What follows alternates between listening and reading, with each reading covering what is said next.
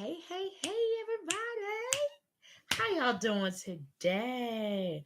Hopping on as promised. Listen, this Q&A is strictly for HRpreneurs. So if you are an HR professional looking to turn your skills into a profitable business, this Q&A is for you. Although if you are an entrepreneur, you're going to pick up something that we are talking about during these Q&A sessions. So I did get one question. I only got one question so far. So if you are watching live or watching the replay, please feel free to enter any questions in the chat. If I don't have any questions live, then I will hop off. But if I see some additional questions, I will stay on. So that's how we're going to rock it. Okay. So with that being said, hey, everybody that's watching live. And again, hello, everybody that's watching the replay. So I did get one question that was sent to me. Let me make sure I didn't get any others. Hold on, you all. So sometimes people IM me on my social media pages, and sometimes people will email us regarding anything. Let me just make sure I didn't get any other questions.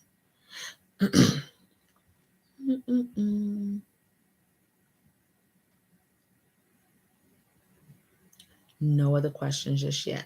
All right, so let's hop into it then. Hey.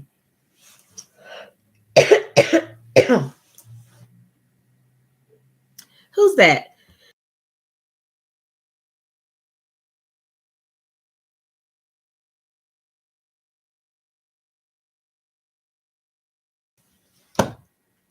Of course I'm live and I have the coughing spells. I'm glad you were able to make it too. Riley, y'all listen. I got the serious coughs. Literally, have not coughed all day. But I'm glad you were able to make it as well. I don't know if you heard me say it, but if you have any questions, woo, I might have to send one of my kids down here, y'all. Give me some water. But if you have any questions for me, make sure you put it in the chat. Please, because I do have one question in which I'll answer. But if I don't have any other questions, then I'll just hop off. But if you have more questions, I'll stay on. Okay, so that's how we're going to rock it. But I'm glad that you were able to make it as well. All right, so the first question, the one question that I did get for this week is that when starting your business, what is the very first thing that you should be doing? Now, again, this is a loaded. Y'all know, if you've ever taken any of my courses, you know I got a whole lot to say about starting a business. But honestly, one of the very first things I think that is super critical that you could do when starting your business is identifying your services that you are going to offer. I think that is so critical because many HR professionals go based off of their experience and they say things like, oh, I've done a little bit of everything, or over the last 5 years I've done benefits, or I've done policies. I could do anything. And while you can do anything, the reality is that everything good does not mean that you should be doing it, right? So you said, oh, I could certainly give you a few. That question was, oh, good. Okay. Was it you, Riley, that sent that question in? I don't know. Maybe it was you. So again, there's so many HR professionals that rely on their experience to determine what they should be doing in their business. And the reality is that while that may seem like it makes sense, the reality is that it doesn't have to be. So I want to wave my, well, I really don't believe in magic, but I want to wave my hands over you and grant you permission to do what the heck you want to do, because this is your business, right? If you've grown up in corporate America, if you've grown up working for somebody else, it is really a mindset transition to say, I get to create whatever it is that I want to create. And it is such a mindset set shift right? So when you are starting your business, starting really identifying the core services that you want to offer is extremely critical. But again, remember that you don't have to do what you've always done. Maybe there are some other skills that you really want to do, but you haven't done before. What's stopping you from doing it? And I already know your answer. Well, I haven't done it before. So how am I going to offer these services to somebody and I don't know how to do it? Well, I'm encouraging you to go to YouTube University to partner with other HR professionals, asking them what they do. I guarantee you that you'll probably know how to do it, right? Once you start asking a few more questions. And again, this is your business. There aren't any limitations. So again, that is one of the definite. And Riley, definitely please type in any other questions that you might have, or anybody else watching live, before I wrap up this particular question, or answer rather to this particular question. So again, looking at your core services is absolutely essential. Now, one of the things that I coach other HRpreneurs on is to come up with your top 3. Here's the bottom line. I know that many of us, especially if you're watching, if you are attracted to me, I already know who you are. Okay. Many of us can do a whole lot of things. Many of us have generalist hats that we wear, right? But I used this analogy a little earlier today, that just because you wear many hats doesn't mean that all of them fit. Some of them might be too big. Some of them might be too tight. Some of them might be just right. Right. So one of the things I like to do is to help other HRpreneurs identify what are the 3 hats, because we're going to wear multiple ones. But what are the 3 hats that really fit you, that fit you well, that fit you really well, or that you really want to grow into, right? If it's too tight, listen, unless you cutting that bad boy, it's time to get rid of it. I'll give you a prime example. I remember when I first got started, it was really just about resumes and helping people get placed in jobs, because that was the void that I saw in my community, in the marketplace, even though the vision was much greater. But one of the things that I ended up doing was recruitment. And when I tell you, I went years without doing recruitment because I absolutely could not stand it. What I realized is that I was burned out in recruitment, right? So that hat at that particular time, which it still is, it was too tight. So instead of me now we're in a position where I'm not in business, by myself. Now, all of the things that were too tight for me, I can now partner with other HR professionals to wear those hats because it fits just right for them. I pray that y'all are getting my analogy, right? So you want to really make sure that you are identifying those top 3 core services that fit just right, that you could walk into, and make sure that you are paying attention to your capacity. There are some people that I end up working with that will say, oh, I can go and, I want to do, I'm just making something up. I want to go do payroll, but you work 80 hours a week, sir. When you're going to be doing somebody's payroll, maybe you could do it at nighttime, but there's certain things that you might have to process at a certain time, right? So you got to make sure that you have the capacity. So again, that's one of the first things I would say I would encourage every HRpreneur to do, is to really sit down, take some time. What are your core services that you're going to offer? If you get stuck, make sure you reach out to us, okay? Make sure you reach out to us, and maybe you just need a quick coaching session on, really peeling back some of those layers. So the question that I have here is, as someone working to lay the groundwork to begin my own consultancy, would you recommend consulting with a firm before striking out? Ooh, I noticed that you did spend time at a firm. I did. I spent time at a firm, but for me, it wasn't because I knew that I was going to go out on my own. Right. I mean, literally, the Lord had to kick me out in order for me to start, because I loved my job and they loved me, which was really important to me, right? They were like legit. They were some awesome, awesome coworkers. So although I knew that I was called to start my own firm, I did not want to. Can I just be honest? So, but I do know, and I have worked with others who some people work with us, right?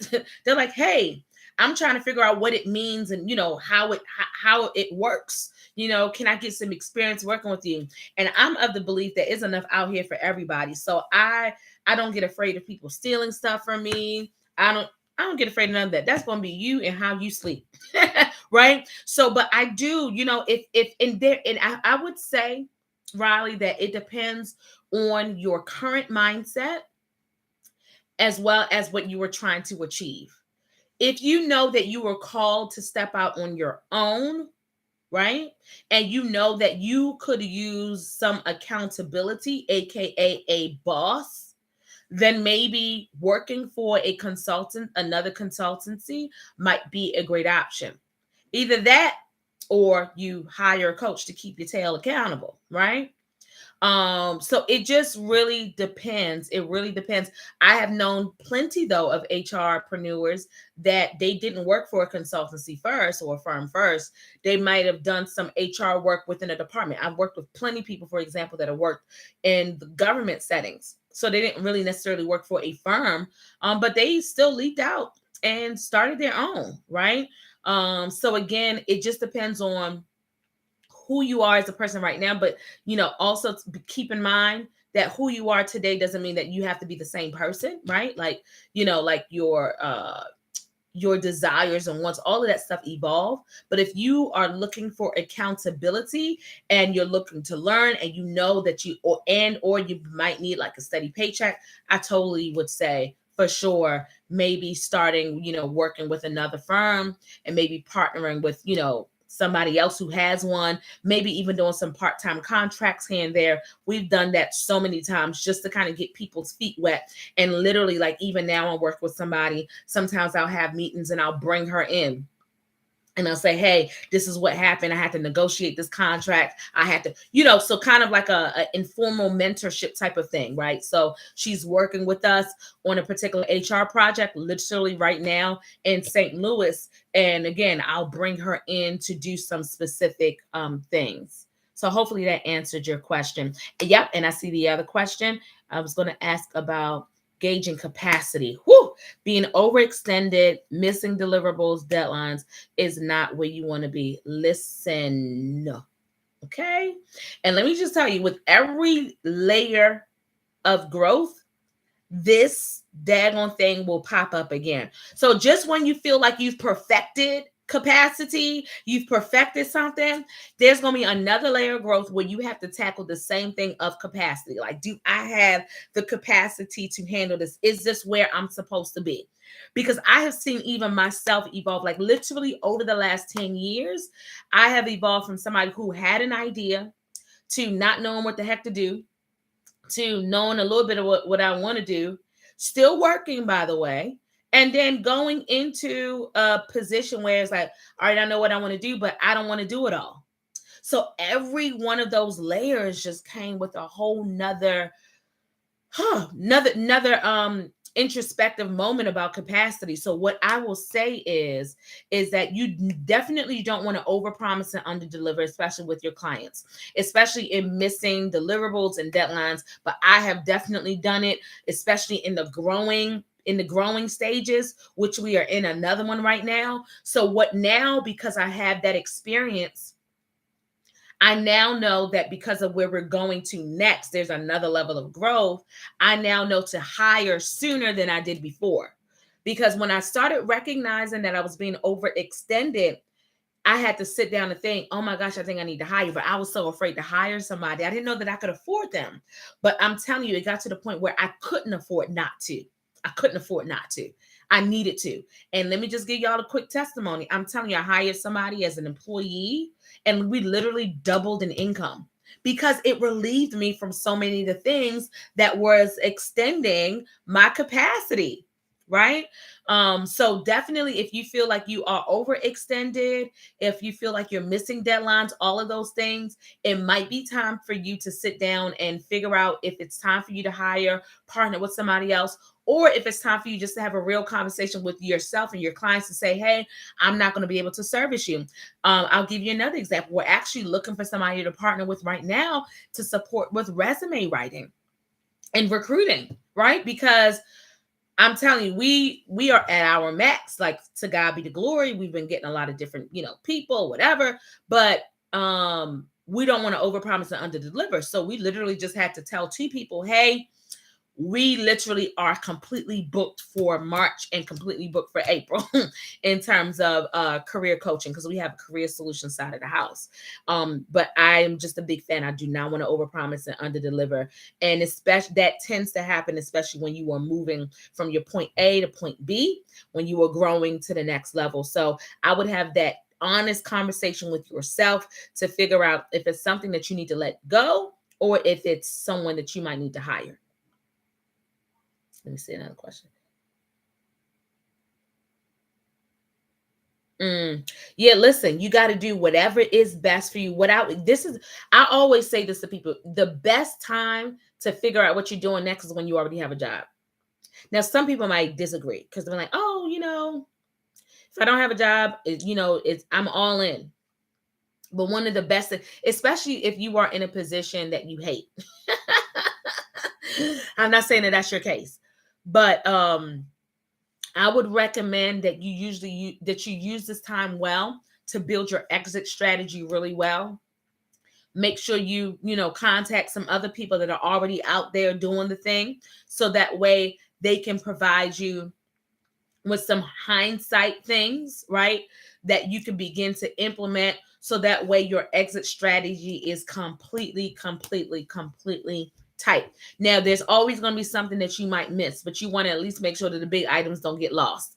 I remember when I first made the leap, I left the federal government, and one of the senior leaders was like, "Listen, I know lots of people who went off and, started their own companies, but they had to come back to work. Just put in a leave of absence for a year." So I listened to him. I said, "Okay, no problem. I'll put in my leave of absence."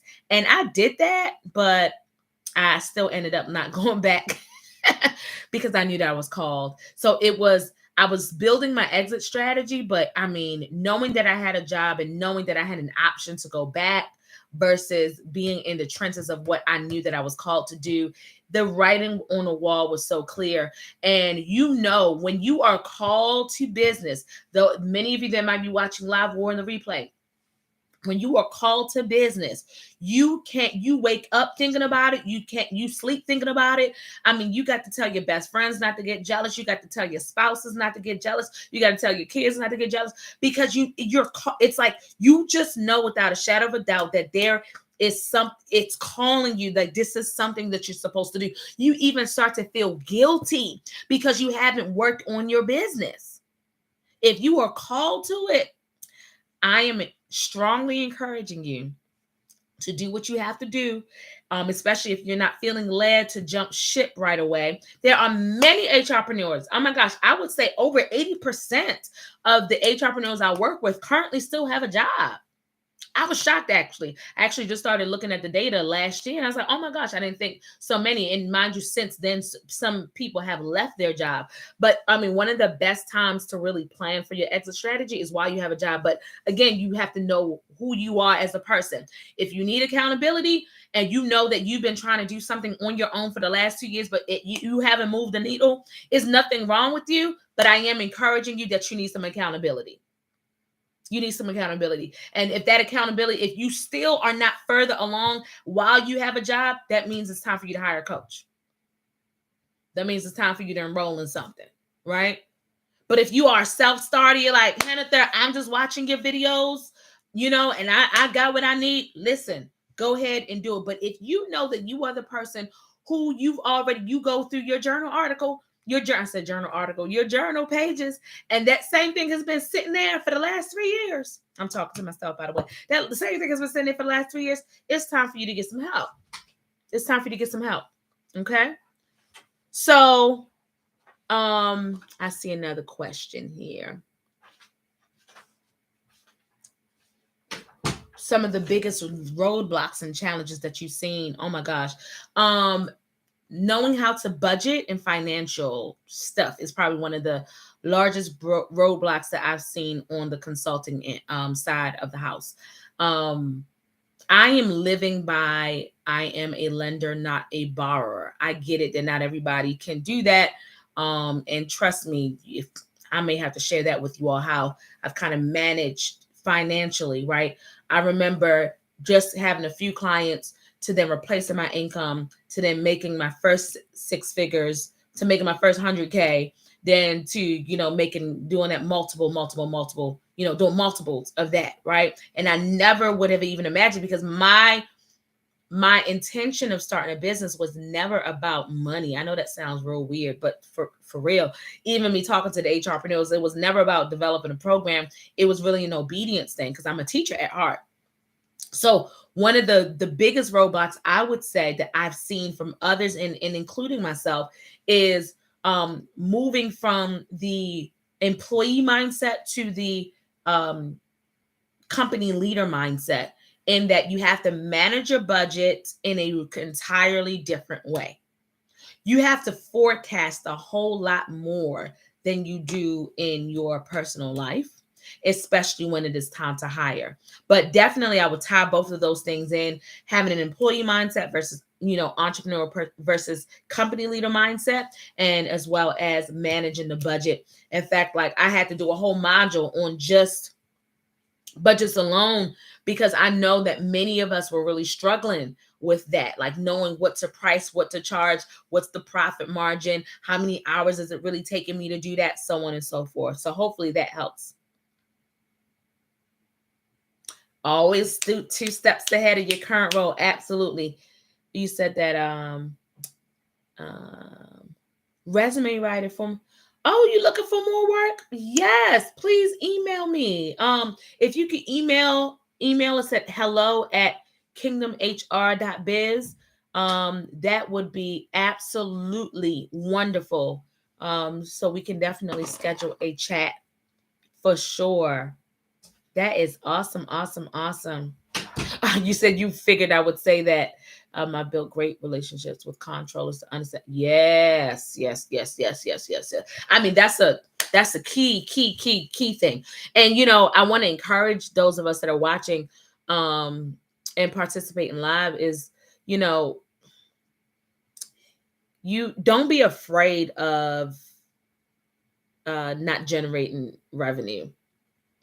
I know that sounds real weird, because here's the thing. If you are called to it, I want you to know that it will come. I am a witness. It will not make sense, but if you're called to it, it will come. You just gonna have to trust me on it. You're gonna have to borrow my belief until you get your own. Okay?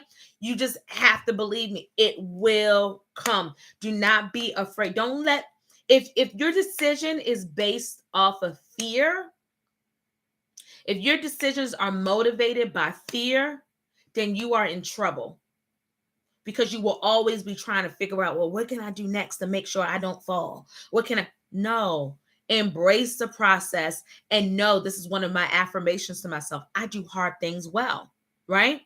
Surround yourself with people that are going where you're going, whatever you need to do, right? But just embrace it. I promise you, it will come if you know that you're called to it. Good stuff. How creating 1 to 5 year plan for my business. Oh my gosh, I might have to do a follow-up on that one, Riley. Those are some great questions. I actually might hold your last one about keeping yourself accountable. I might keep that for a future HR Biz Q&A. And I might expand on the planning for your business too. That's a really good question. I might do that in another Q&A, but I'll just kind of share high level today. One of the things that I learned that I didn't learn early enough is that, especially, it depends on your personality style. So like, we are certified in offering DISC assessments, 5 behaviors, all different types of stuff, right? And one of the things that I recognize is that while I'm an extrovert and I have to outwardly process, I have to intentionally build time in my schedule to internally process as well. So in terms of planning for our company, for Career Image Solutions, whether it's 1 year, 2 year, 5 year, what I started doing was taking quarterly increments. Now I plan every week. That's what I'm saying. And a few people, ironically, you're asking this question, a few people have asked me to do a teaching on this, like how I plan, because they're like, you're married, you have 5 children, you're a ministry leader, you run a company, you have a team, you have staff. Like, how in the world do you do it? So if y'all want to, learn more about that, let me know in the comments, because I didn't think that anybody really wanted to know about it, but I've been getting that question a whole lot more. But going back to the initial question, how am I creating that plan for the business? I've recognized, and again, I'm doing this because of who I am and how I am. I've recognized that I needed to build in quarterly intentional time alone to process what has worked, to forecast what has not worked. Am I where I want to be? One of the books that I recently read was The 12-Week Year. If you already have a HR company and you're already like set in motion, we do have an HR mastermind, especially for those of you that have ever worked with me in any capacity, whether you've done a VIP day, whether you've taken a course, whatever. We do have an HR mastermind. We sent out an email list, but these are some of the things we're going to be talking about in the HR mastermind. So if you want more details, just put HR mastermind in the email to hello@kingdomhr.biz. But definitely, those quarterly time, when I started implementing that, man, it was a game changer. So I am very clear about the next 5 years. I'm very clear about the end of this year. I'm very clear about next year, about 5 years. But the only reason why I could say that is because I took some quarterly time. And for me, the quarterly increments work, right? So I go inward, and then now I have, retreats with the team. We just started doing retreats with the team last year, right? So for me, that was a game changer. And if I get enough feedback about people wanting to hear more about time management and how I plan and all of that stuff, I definitely wouldn't mind doing that, because I could share with you all the type of things that I do when I am taking those intentional time to myself on a quarterly basis. So I literally go away as well too. I don't stay in the office. I go somewhere. I'm big about aesthetics. But again, these are all of the things that appeal to me. These are the things that invigorate me. But again, I realize that the quarterly cadence is really helpful for me. Yep. So we are at time. So I am going to go back here to make sure that we capture the rest of these questions. So that way, when we come back on for our next HR Biz Q&A, that these answers are being, that these questions are being answered. Let me tell you all, the next time we will have our HR Biz Q&A. Trying to do a whole lot more for y'all this year. I am not having a course or a program at any time soon, unless the Lord says otherwise. But I'm really dedicating this year, this time period, to really pour into you all, because I truly believe that we need more integrity-filled HR professionals, HR related professionals who are working with one employee at a time, one company at a time, because employers is what makes the world go round, literally. So if we have integrity filled people at the table, I just believe that the world will be a much better place. I don't care what your faith is, what your background is. I'm talking about people that are integrity filled. So when people are laying off, when companies are laying off people, they're doing it in integrity. When people are hiring, they're doing it in integrity, right? When people are having conversations behind people's backs, hopefully they will be of integrity. Say, hey, maybe we should give this person an opportunity to get better. These are all of the things that I'm hoping will come out of me pouring into you all. So again, your feedback is always welcome. A thumbs up is always welcome. You subscribing is always welcome. But we are doing the HR Biz Q&A every third Thursday of the month. That's the cadence that we're doing right now. If it ends up being more frequently, it's only going to be because you all asked for it. So the next one will be April 20th, 4 p.m. Eastern Standard Time. If you are not on our email, oh yes it is, integrity is hard to find. Listen, I have stories for days. But if you are not on our email list, make sure you hop on it. You want to go to kingdomhr.biz and just subscribe there. And if you want to connect with me, obviously connecting with me through a video, but feel free to connect with me on the Start Your HR Consulting Biz on Facebook. We also have a LinkedIn page, but people are just not active on there. There's so many people on that LinkedIn page, Start Your HR Consulting Biz, but nobody interacts with me, so I just don't give them any love. I know. Judge me later. But definitely for sure, I definitely update the Facebook page a whole lot more, and I'm the one that updates it. You getting responses from me. If you have any questions regarding anything that I just shared, or if you have any other questions that you want to submit for our next HR Biz Q&A, go ahead again. Just go ahead and email us at at hello@kingdomhr.biz. All right, everybody, don't forget to command your day.